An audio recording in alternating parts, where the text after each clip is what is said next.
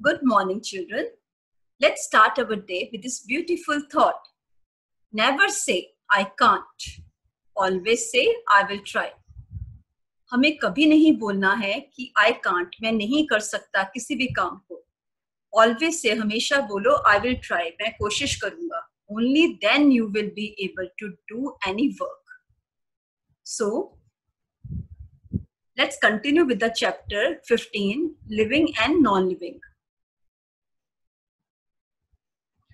We have already done some features of this chapter, living and non-living. So we will continue with the rest of the features. Living things feel and respond to changes around them. Living things feel करती हैं और respond करती हैं, response देती हैं जो changes उनके आसपास होते हैं. Living things feel the changes around them. Living things अपने आसपास जो चेंजेस होते हैं उनको फील करती हैं. ये कैसे फील करती हैं ये नेक्स्ट लाइंस में देखेंगे हम.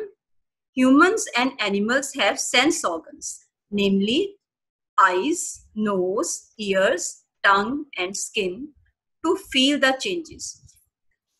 हम प्रीवियस क्लासेस में भी कर चुके हैं कि ह्यूमंस और एनिमल्स के पास सेंस ऑर्गन्स होते हैं. 5 सेंस ऑर्गन्स होते हैं. 5 sense organs, they carry message to the brain and we can feel the world around us. So humans and animals, they have 5 sense organs जो हैं eyes, nose, ears, tongue and skin. In sense organs से हम feel करते हैं आसपास जो changes होते हैं. जैसे कि eyes से we can see, nose से we can smell, we can breathe, ears to hear and balance, tongue to taste and also to make speech, skin to feel.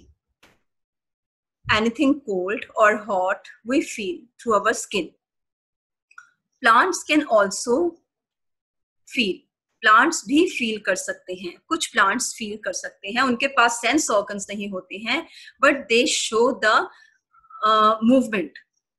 The leaves of touch me not plant close if we touch them. Example के लिए एक plant है touch me not. जब हम उसके leaves को हाथ लगाते हैं तो वो leaves बंद हो जाते हैं. touch me not plant को लाजवंती का plant भी, लाजवंती का पौधा भी बोलते हैं. तो वो बंद हो जाते हैं उनके leaves जब हम उनको हाथ लगाते हैं. So non living things do not feel. लेकिन नॉन लिविंग थिंग्स फील नहीं करती हैं. नॉन लिविंग थिंग्स के पास कोई सेंस ऑर्गन्स नहीं है. They do not feel and they do not respond. Pure and sure. Skin is the largest organ of our body. हमारी body का सबसे बड़ा ऑर्गन, सेंस ऑर्गन है skin. We can feel the sense of touch through our skin. हम अपने skin से sense of touch को feel कर सकते हैं. कोई चीज गर्म है, ठंडी है, तो हम अपनी स्किन हमारी है उसको बता देती है. Find out about other sense organs of your body. अपनी बॉडी के बाकी सेंस ऑर्गन्स कौन से हैं ये हमने डिस्कस कर लिया. Eyes, ears, nose, tongue and skin. Discuss their functions in the class. ये हमने फंक्शंस भी बेटा अभी किए हैं, right? So let's move to the next feature. Living things reproduce. Living things reproduce करती हैं. Reproduce का मतलब होता है अपने जैसे और पैदा करना. Living things produce babies of their own kind. जो लिविंग थिंग्स है वो अपने जैसे और बेबीज प्रोड्यूस करती हैं. जैसे स्पैरो प्रोड्यूस कर, जो स्पैरो का बेबी है वो बड़ा होके स्पैरो बनेगा. क्रो का बेबी बड़ा होके क्रो बनेगा. कोयल, कुकू का बेबी बड़ा होके कुकू बनेगा. काव का बेबी काफ बड़ा होके काव बनेगा.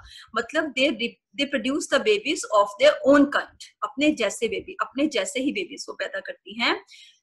Animals like hen, lizard, frogs and tortoise lay eggs. Babies hatch out of the eggs. लेकिन रिप्रोड्यूस करने का जो तरीका है वो अलग अलग है.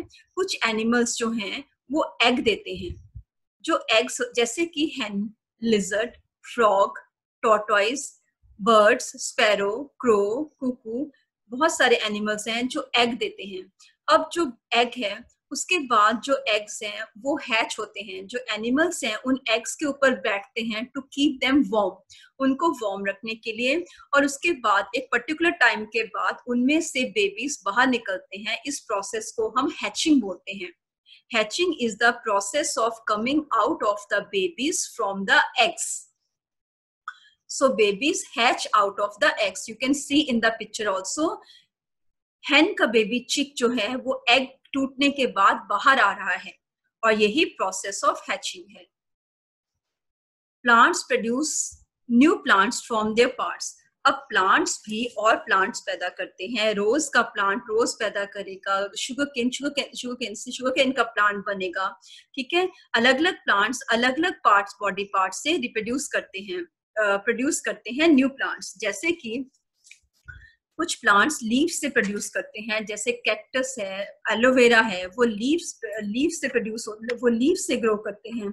और कुछ प्लांट्स हैं जैसे कि पीज है, पंपकिन है, लेमन है, वो सीड से ग्रो करते हैं. इस तरह अलग अलग प्लांट्स अलग अलग बॉडी पार्ट से प्रोड्यूस होते हैं.